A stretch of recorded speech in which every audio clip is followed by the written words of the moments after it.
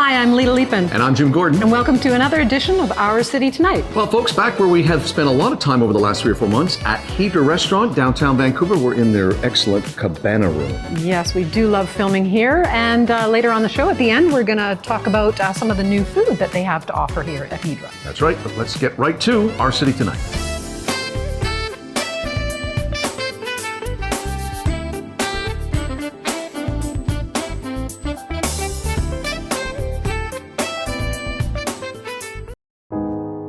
What can I say to you, Bonita? What magic words would capture you like a song? Her latest album is called Songs from Other Places. It is a collaboration with longtime colleague and friend Art Hirahara. It is based around the theme of absence and longing, something that we can certainly all relate to. She was the last face you really saw at the end of 2021 in our last show that year. She was with us about this time last year. We cannot hide our feelings for this incredibly intelligent and successful woman, and she's also a great singer-songwriter, we should say, of course. Stacey Kent joins us here on our show. Welcome back and a belated Happy New Year, Stacey. Thank you. Same to you. It's so great to be back with you guys. Well, we're so glad to have you back on the show, Stacey. And 2021 saw you moving from Colorado all the way to Virginia. Interesting. Must a lot of upheaval for your family. But you also toured for the first time in a couple of years, including stops at the legendary Birdland in New York City, as well as France, the UK. Just incredible. Tell us a little bit about, going back to live performance, tell us a little bit about the emotionality of doing that. It was the most intense thing I've ever been through in my life. You know, we're not used to experiencing a pandemic. We were brand new at it, and so we could talk about it all the time, but we had no idea how to prepare for being back out there. There's no, talked about this with my musician friends a lot, because we practice at home, but there is no practice for being out live. And so suddenly we were with people in the audience, you know, actual human beings. The warmth of, you know, bodies in the room is so palpable. And sometimes it was kind of hard to sing. You know, I was having to breathe and close my eyes and take deep breaths and really focus in, because I didn't want to not be in that zone place because my adrenaline is flying so much. And yes, the move across the country all at the same time as we were going back to the road for the first time in 2 years. It was an unbelievable thing to go through. And I would say, you know, it was great. It was amazing and I loved it. But in a sense, it was more adrenaline than I would normally like to experience. So hopefully things will calm down. But one of the things I will say as a footnote is people kept telling me out there how traumatized they've been. And, you know, they turned to me for calm. And knowing that they were turning to me for calm, and the music does that for me too, it was very helpful to find a balanced place. You know, it's interesting too, Stacey, and one of the threads that we've seen with a lot of people we've interviewed over the last, well, almost 2 years is finding creative ways to reach your fans. You certainly have a large worldwide fan base, but I know Lita and I both really enjoyed those videos you were doing last year to reach your fans that were shot at, I guess, your then Colorado home. How did you find that affected your fans, and did it actually increase your fan base by putting those videos out there? So I don't know about the increase and the numbers at all. I do know that people were just reaching out the whole time. And one of the reasons we were doing them is because people were asking us to help them through. And again, it was a real exchange. It wasn't just us helping them, they were helping us. It was fueling us. It gave us a real reason for being, and it made us understand, you know, all the more why we do what we do. And it felt very good and very natural. Well, it sounds like maybe if you didn't expand your fan base, you probably reconnected or deeper connections, which is probably more important anyways. Now, Jim mentioned that the new album, the theme is absence and longing. Tell us a little bit about the album in more detail. You've got classic songs as well as some new compilations, and we'd love to hear a little bit more from your point of view. Yeah, absence and longing. Those are words that come up a lot, and they always have. It's not like the pandemic was new for all of us, right? It was something that we read about in history books, and we know about what happened to people in previous generations. But for us, this was the first time. And so, sure, we were gravitating towards particular themes on account of what we were all experiencing collectively. And yet those are themes that I tend to gravitate towards and touch upon all the time in my music. The stuff that Jim Tomlinson, my husband and composer, writes for me with Kazuo Ishiguro, the novelist. Those songs are so often about those, they're deeply emotional. They're very intense, but they're quite quiet in their intensity. There's just this oblique viewpoint. The protagonist is often in search of something. They don't quite know what. Something's missing. They're trying to put the pieces back together in their life. They're trying to talk to themselves as well as, talk out loud, like me singing to the audience, to figure things out along the way. And so I think that the songs that we recorded on account of the pandemic were probably songs that I would have sung anyway. So the theme, it worked for the times, but it's kind of timeless too. Hey, it's Stacey Kent, and although Vancouver will not be one of those stops, Stacey, it's good to see that you'll be back. And again, we'll have to say we're shooting this now, but things could change a month from now. But as it stands right now, March to June of this year, USA, Canada, Europe, then Asia. In October. We want to mention again some of the things that you have accomplished. British Jazz Award, BBC Jazz Award, a Grammy nomination, Best Vocal Jazz Album.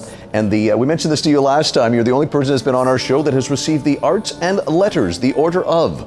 So we congratulate you with that.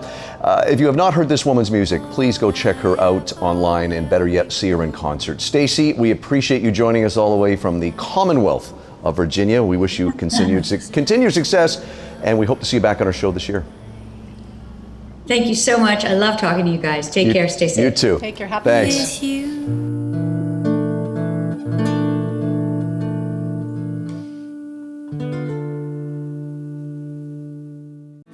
This segment of Live Debt Free is brought to you by Debtco.ca, helping Canadians get out of debt based on ability.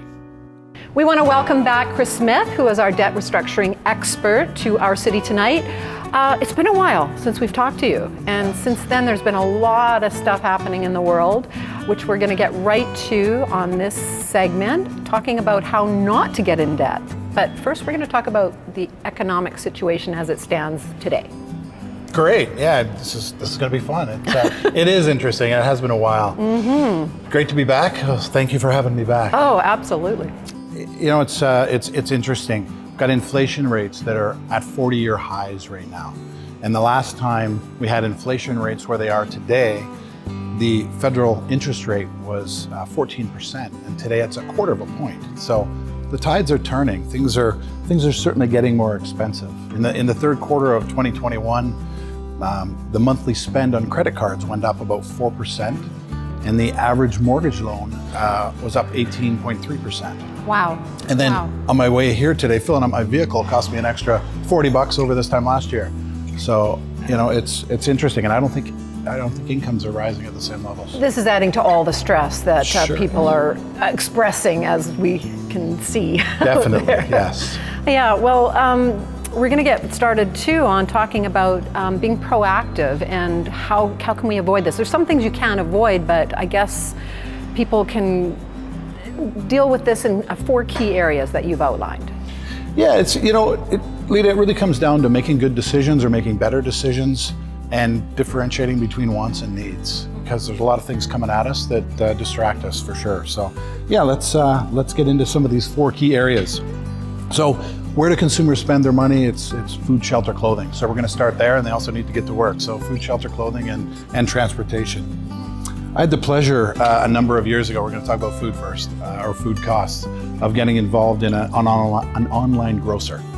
So neat business, neat project. It was a little ahead of its time, but one of the things we had to do was 5 of us on the management team went out to 5 different grocery stores with the same grocery list and did price shopping and price comparison. We came back, compared notes, and there was a 26% difference between the least expensive grocery bill and the most expensive grocery bill for the exact same things. Interesting. So the good decision there is obviously shop around, do your homework. And then we look at shelter. Homes are pretty expensive today.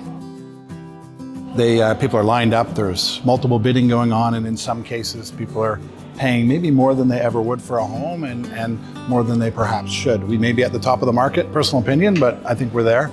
Yeah, people are overpaying for things. So try to calm that down a little bit, obviously. Don't get so caught up in things. Perhaps living in a shared accommodation is better than spending too much money. Yeah, Europe does that a lot, so yeah. They do, right? And our grandparents did the same thing back in the day. Things were way different back then. Yeah. I remember a time of 10% first mortgages. And now they're 1.3, 1.4%. I also remember chatting with somebody many moons ago that had an 8% mortgage, and he was the king of the castle as far as having the great rates. So the good decision there is don't bite off more than you can chew, and just rent or own what you can afford comfortably to handle. Then I said clothing or other. So we've got food, shelter, clothing.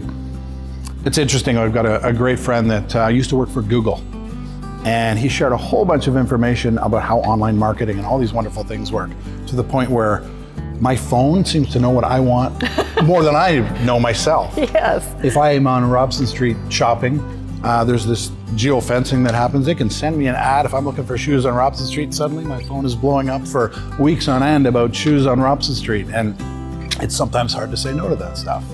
So the decision there is to determine the difference between wants and needs. Super important because we're bombarded all the time.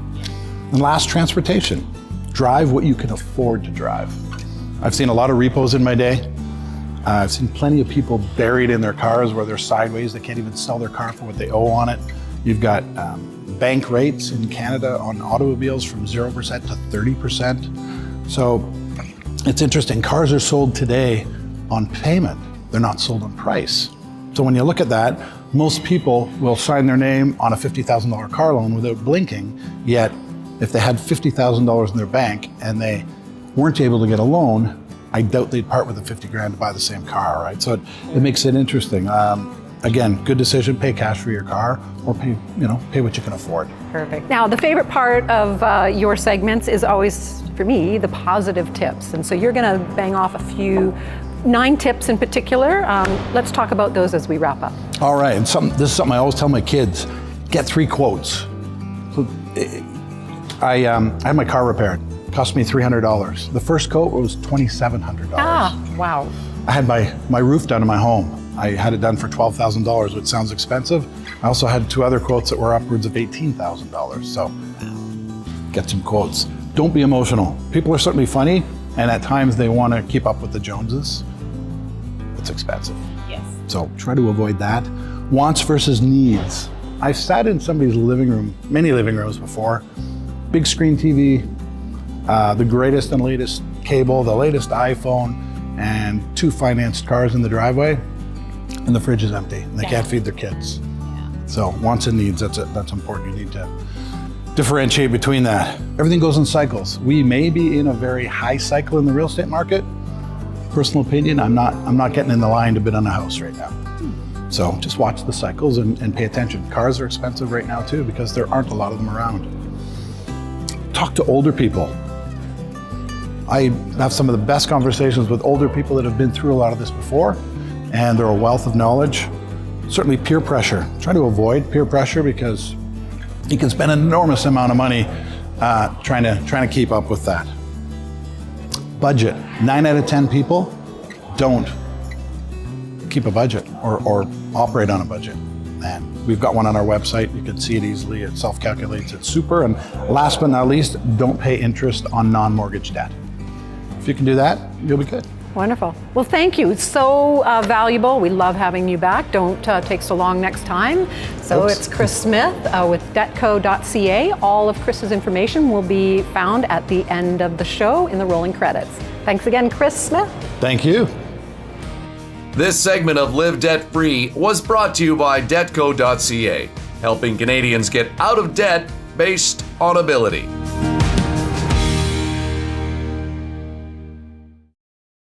Well, in our show's nearly 7-year history, there are very few guests who have actually been on every single year from the beginning, even back in our online days. And our next guest is one of those people. She is about to also celebrate her own big deal. She will be celebrating 40 years on The Young and the Restless this April. It is a great pleasure to welcome a good friend of our shows, Kate Linder, all the way from Los Angeles. Hi, Kate. Hey, Jim. Nice to see you. You too. I was saying to you before we went on that my summers for the last 10, 12 years have always been complete when I've had you up here with a lot of the cast for a great cause every summer. Of course, the last 2, 3 summers we haven't done that, but you've managed to keep your charity work alive, and we wanted to have you on because you're doing another great online version of Kate Afternoon Tea Opportunity. Tell our viewers what they can see and be a part of on February 27th. Well, this is going to, of course, we'd all much rather be in person, but we will. We'll get there. Do not give up. We will get there. But this is going to be really fabulous. We have Christian LeBlanc, who plays Michael. We have Brighton, who plays Devon. We have Brittany on. We have Cammie and Kate. So we have great people. The one good thing about this is it goes for March of Dimes Canada and their conductive ed program, of which I'm the ambassador for. And you see, you don't have to be there to take part. I mean, this way you can be anywhere in the world. And although it's an overused word in our time, Kate, I will say I love the fact that over the last few years you've altered, pivoted, whatever you want to use, to make this accessible to the fans in this era we live in, because it's always been great when you've, pre-COVID times, come up to Vancouver and other Canadian cities and been able to showcase the stars, let the fans meet the stars up close, but it's all for raising money for a good cause, including this year, March of Dimes. We'll have all the information on how you can get tickets in the end credits. Please make sure you stay till the end. Kate, want to talk We have briefly? great auction items too. Yes, I just wanted yes, to put thank that you. in. Thank you for mentioning that. Fabulous auction items. Yeah, which you do every year when you've had the gang come up here. I do want to finish things up, Kate, with you. What a run you have had on The Young and the Restless. April '82 you started? Yeah, but you have to say, Jim, what a run you are having. Having, yes, because you're still on the show, correct. How do you sum up 40 years? I can't believe it. I remember my first day like it was yesterday. Yeah. I remember every single thing about it. I remember meeting Jean Cooper, who played Mrs. Chancellor all those years, and it's unbelievable. I was only hired for one day. That's all I was supposed to be there. Wow. So here we are. Here we are. Well, I thank you for correcting me. Yes, 40 years and still going strong with daytime TV's #1 drama for a lot of years, a lot of Emmys, and some great actors. So I will say again, it's Sunday, February 27th. Lots of information, a VIP show, auction, the opportunity online. If you missed it the last couple of years here in Vancouver and other Canadian cities, you can still check out and enjoy Kate and all her friends and raise money this year for the March of Dimes. Kate, I wish we could do this in person. I said that to you last year when you were on the show, but we hope to see you soon. Well, next year, we'll be there. We'll get there somehow, right? Thank you, Just Kate. have to stay safe and well. That's what you've got to do. That is true, but you're making it work anyway, so we appreciate you coming on, and good luck on February 27th. Thank you. Cheers, Kate. Bye, everyone. Bye. This segment is sponsored by the Richmond Sentinel, providing news, entertainment, and human interest stories in print and online.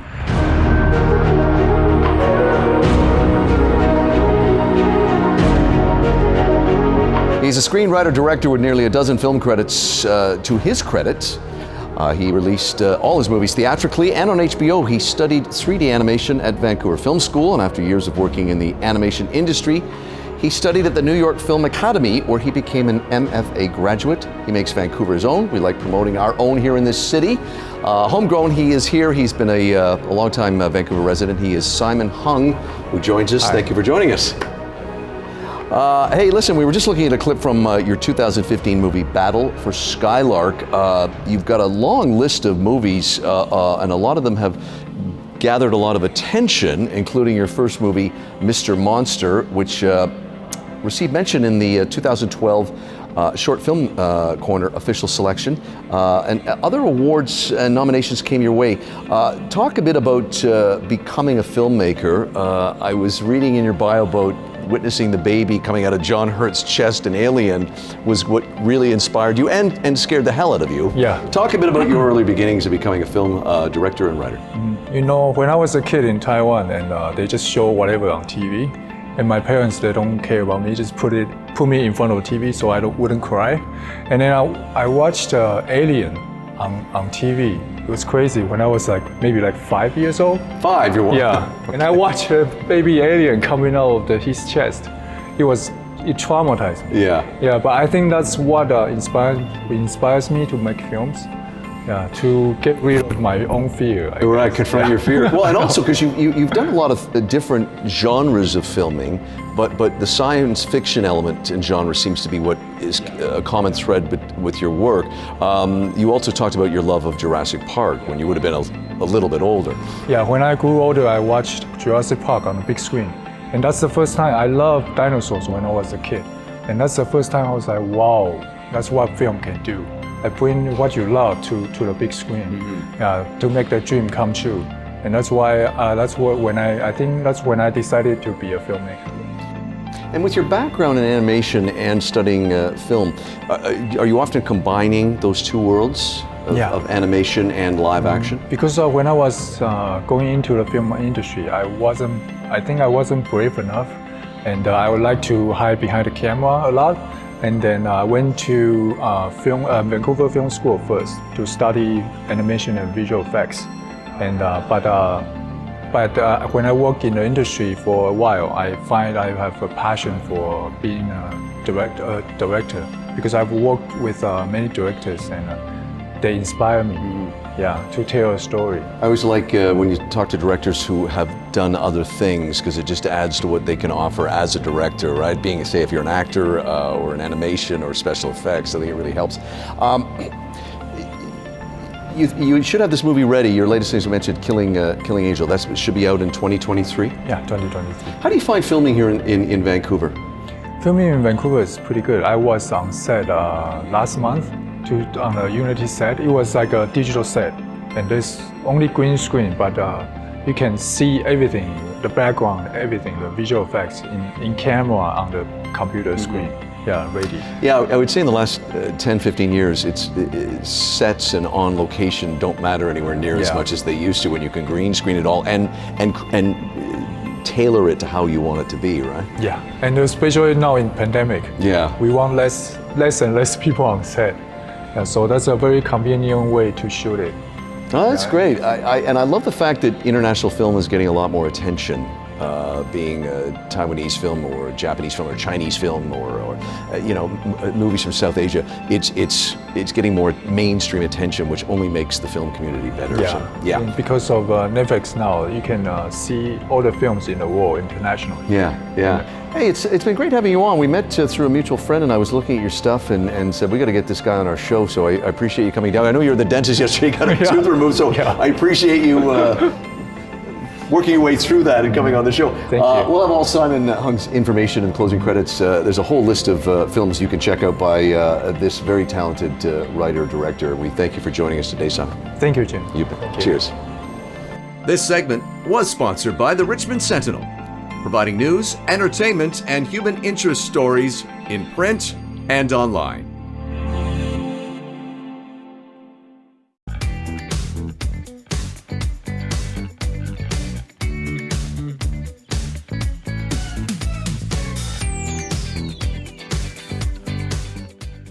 Okay, we're back here at Hedra. Sorry, we're laughing before we went on camera. Back here at Hedra, where we began the show, joined by Steve, the bar manager, who's always laughing and smiling. Steve, we've talked endlessly over the last few months about your happy hour here. Let's work through some items that you've got. All look delicious. Absolutely, thank you. Yeah, we do. We've got a great happy hour here. We're really proud of it. Our guests love it. So I thought I'd bring out a couple of dishes that stand out.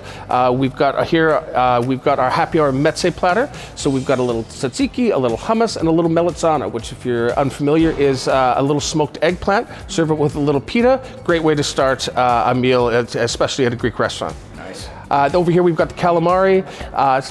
This is a steak cut calamari, and we treat it very simply the way calamari should be treated. So we just toss it in a little flour, give it a quick deep fry, toss it with some herbs and some onions, and serve it with a little tzatziki as well. This last one is Lita's, her favorite My dish. favorite, I'm a fan of the definitely. show, you know that. But Yeah, last but not least, I couldn't not bring out the happy hour oysters. We do a true buck-a-shuck here at Hydra. So $1 an oyster, nice local oysters. Right now we're doing a paradise oyster, but they change from time to time, but they're all going to be local oysters, obviously nice and fresh, nice clean finish, deep cup, the way the oysters are on the West Coast. Serve it with a little mignonette, a little fresh citrus, and you're off. And we're off and running. Perfect oysters from Vancouver Island. Absolutely. Yay. something else that Lita's going to have her hands on soon. It's this cocktail right here. What do we got there, Steve? We're calling this the Greek 75. It's a play on the classic French 75. So we've taken that classic recipe, just added a little metaxa, a little Greek brandy that gives it a little backbone, as well as just a hint of herbs to it. It's really nice. Ooh, sounds And it's great. fresh and sassy. It's fresh and sassy, absolutely. Oh, just like Jim. Yes. At my age, that's already hurting my hip. Hey, listen, thanks for having us on. We should mention I've got a glass of wine here too, because you do. We mentioned last episode with Chris that you've got a great exclusive Greek wine deal going on at Happy Hour. Absolutely. We brought in a line of wines from Thalia. This is, I like to say, Greek wine. We've got a red, a white, and a rosé, and they're just really accessible versions of Greek wine. They go great with our menu, and especially with our happy hour. Yeah, and more fresh and sassy. And we've More tried fresh and them all. sassy. You can never have too much fresh and sassy, I'm told. Okay, Steve, thank you. And thanks to Steve and all the crew, Claire and Mark and everybody, for hosting us over the last 3 or 4 months. We enjoy filming here as our home base. I'm Jim Gordon. And I'm Lita Leapins. We'll see you on the next edition of Our City Tonight. Outdoor wear for Jim and Lita provided by Helly Hansen, alive since 1877. Soluzione Spa Products, a national luxury spa product distribution company located in North Vancouver, British Columbia. The Richmond Sentinel, providing news, entertainment, and human interest stories in print and online. While in Whistler, Our City Tonight stayed at the Blackcomb Lodge, serving guests in the heart of the village since 1980.